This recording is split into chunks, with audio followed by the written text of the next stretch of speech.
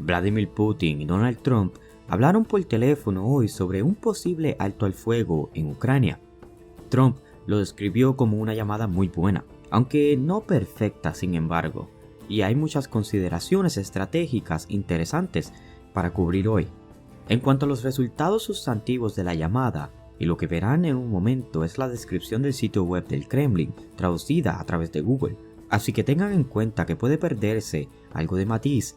Hubo algunos puntos a destacar.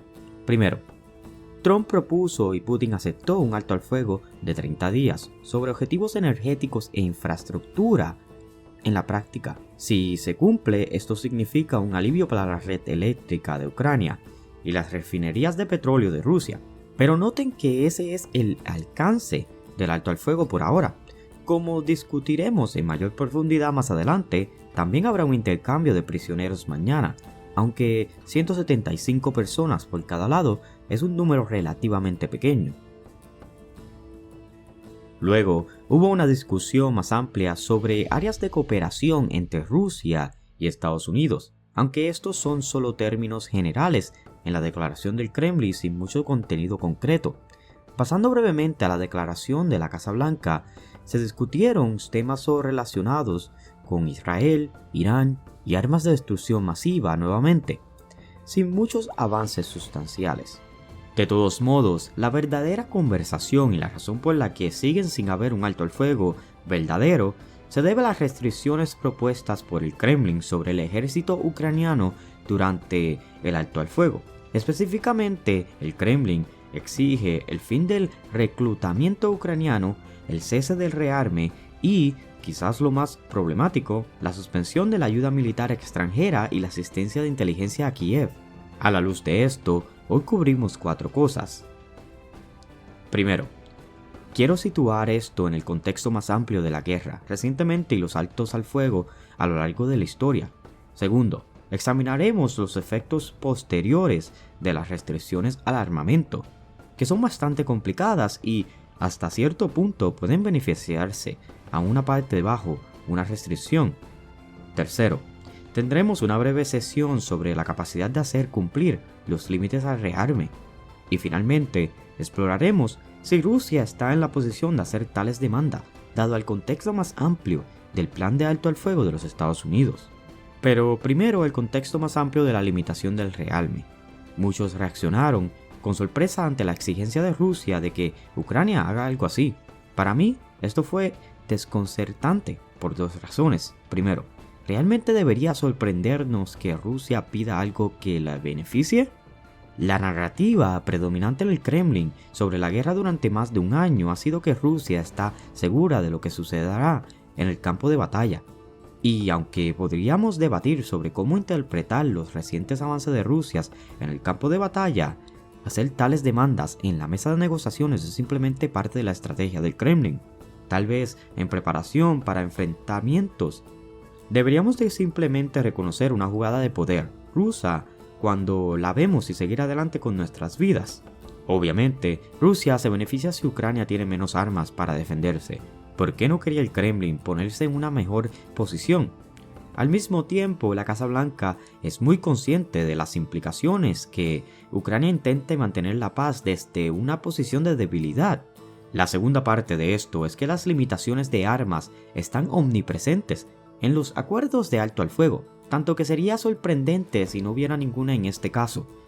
Basta con pensar en todas las regulaciones que rodean la zona desmilitarizada de Corea, que probablemente sea el paralelo más cercano a un alto al fuego actual.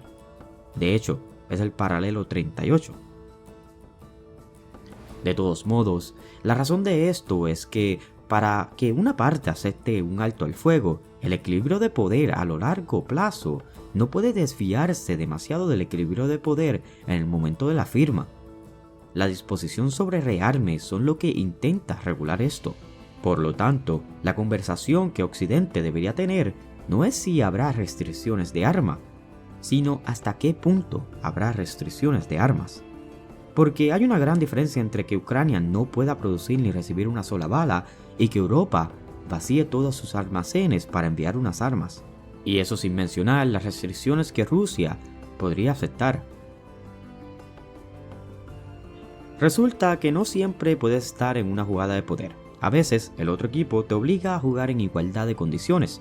Para concluir de manera directa esta sección, estas demandas son inaceptables. Recuerden que la motivación de la administración de Trump para que Ucrania iniciara negociaciones de alto al fuego fue la pérdida de ayuda en caso contrario. Bueno, si el alto al fuego va a resultar en el fin de la asistencia de todos, incluida la de Europa, entonces no hay mucho incentivo para que Kiev y Ucrania sigan este proceso.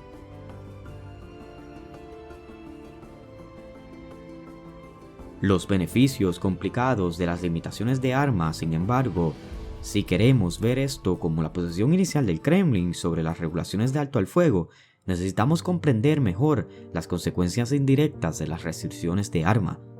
Mencioné en el último video que hay toda una literatura sobre los beneficios de limitar el poder futuro.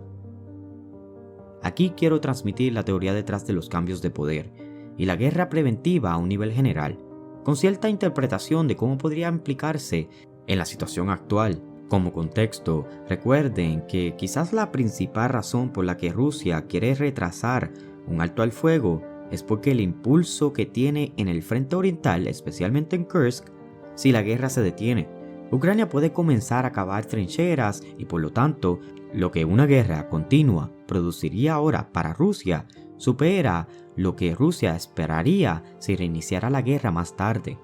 Si el cambio esperado es demasiado grande, entonces los ahorros en el costo de un alto al fuego no son suficientes para inducir a Rusia a aún aceptar uno.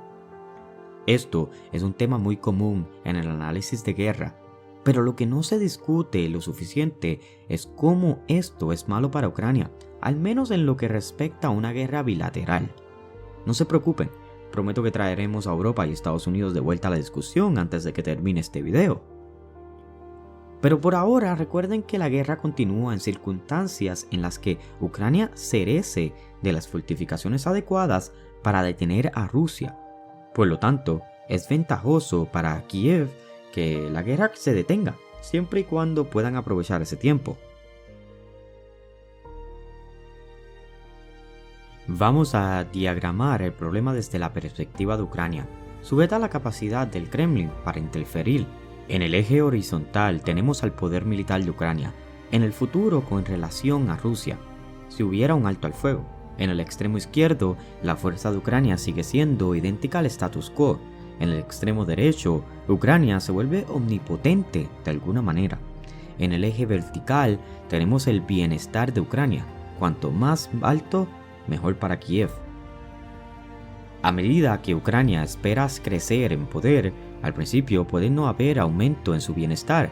Esto siempre es confuso la primera vez que lo ves, pero la idea básica es que Ucrania obtendrá un mejor resultado en el futuro, y por lo tanto Rusia puede aprovechar eso contra Ucrania en las negociaciones actuales. Sin embargo, si el poder futuro esperado de Ucrania es lo suficientemente grande, Rusia no podrá extraer más de Ucrania en el futuro.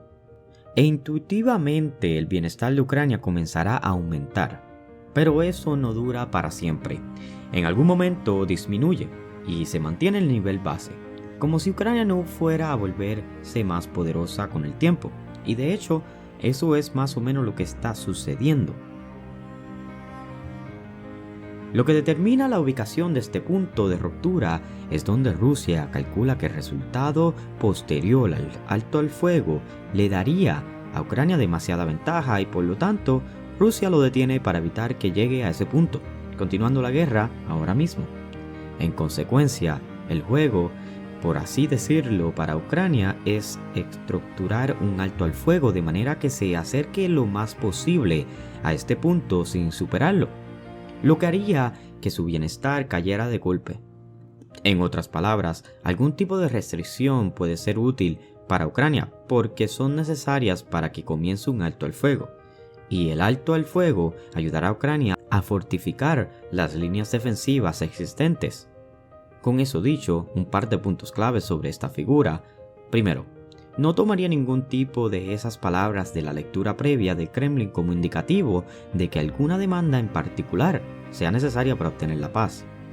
Lo que este gráfico no nos mostró originalmente es que el bienestar de Rusia solo mejora al ir hacia la izquierda, y por lo tanto, existe un claro incentivo para que el Kremlin afirme que el mundo se ve de esta manera y por lo tanto es de interés de todos comprometerse con alguna restricción, cuando en realidad el mundo se ve de esta otra manera y Rusia habría aceptado una Ucrania más poderosa en el futuro. Dicho de otra manera, la advertencia cautelosa sobre escuchar lo que dicen los líderes sigue siendo válida.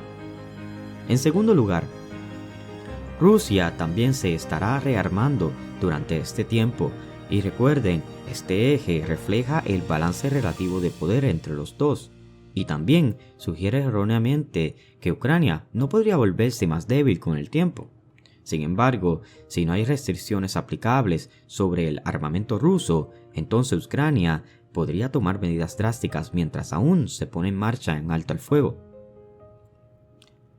2 puntos más cortos para terminar. Acabo de mencionar restricciones aplicables, así que cubramos eso primero.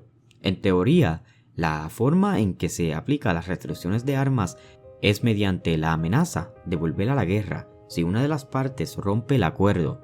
Sin embargo, eso presupone la capacidad de monitorear violaciones de las reglas, lo cual, a diferencia de hacer una llamada navideña, puede ser muy difícil de hacer en la práctica dependiendo de los medios de armamento. De hecho, diría que el nivel de dificultad es mucho más alto. Bueno, el estándar es el estándar para un acuerdo de alto al fuego, pero algo como el intercambio de inteligencia es prácticamente imposible de monitorear. Nada de eso se mueve físicamente a través de las fronteras internacionales o se despliega en la línea del frente. Además, cualquier país de la OTAN podría cambiar una palanca un día y luego toda esa inteligencia regresa inmediatamente a Ucrania. Los problemas de la aplicabilidad van en ambas direcciones. El Kremlin lo sabe y también sabe que prohibir el intercambio de inteligencia es inaplicable. Por lo tanto, resulta curioso incluirlo como una demanda en absoluta, excepto quizás por mi siguiente punto. También está el problema meta de autenticar las reclamaciones de violaciones. Imagínense que Rusia acepta un alto al fuego de 30 días, pero prefiere continuar la guerra. Entonces, reclama que hubo una violación de las reglas y vuelve a la lucha como deseaba. Dada la dificultad de observar violaciones, es probablemente que aquellos que prestan mucha atención a la guerra no se vean persuadidos por esas reclamaciones. Pero, ¿y el observador casual? Esa es otra historia. Y eso proporciona la transición perfecta a nuestro último tema. Si Rusia está en posición de hacer demandas como esta, retrasa la implementación de un alto al fuego forzado, es ventajoso para el Kremlin. Por lo tanto, una forma de interpretar las demandas de Rusia es que esto es solo una manera de ralentizar el proceso sin parecer irrazonables, nuevamente, al menos ante los ojos de un observador casual. Pero si lo que Trump tiene en mente es un alto al fuego incondicional, bueno, esas son muchas condiciones que Rusia se acaba de agregar. Y eso deja abierta la pregunta de que si la administración de Trump está dispuesta a ver cómo evoluciona esto o si Estados Unidos comenzará a aumentar el armamento a Ucrania. Recuerden, se supone que Estados Unidos debe ser el rey de la partida aquí, ya sea negando ayuda a Ucrania si Ucrania se mantiene firme o incrementando la ayuda a Ucrania si Rusia persiste. Y ese poder adicional en el equilibrio de poder podría, en teoría, superar cualquier consideración que Rusia pueda tener sobre el ritmo y las trincheras ucranianas. Tenemos una buena idea. Gracias al colapso en la oficina oval de que la administración de Trump no cree que Ucrania está sosteniendo cartas importantes, la pregunta sigue siendo cómo la administración ve la distribución de cartas entre Estados Unidos y Rusia, porque si todo está en manos de Estados Unidos, el Kremlin no debería de poder dictar esa parte de un alto al fuego. Una vez más, las demandas del Kremlin están tratando de poner la situación de Ucrania al nivel de lo que sucedería si Ucrania se negara a participar en el plan de Trump en absoluto. Y si de repente todos los países de la OTAN abandonaran a Ucrania, eso está muy lejos de que la administración de Trump ha articulado en el último mes y por lo tanto, parece que el Kremlin está tratando de tomar el papel principal en dictar los términos de un acuerdo.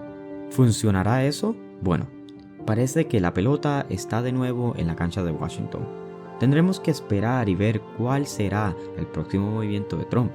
A tal vez más descriptivamente que la carta secreta podría jugar Trump, porque en este momento Rusia parece estar poniendo a prueba el límite de lo que Trump está dispuesto a aceptar. Y dado la falta de armamento enviado a Ucrania previamente para señalar la sinceridad de Trump, tal vez no debería ser tan sorprendente. Gracias por ver este video. Si te gustan las relaciones internacionales y las ciencias políticas, no olvides en suscribirte.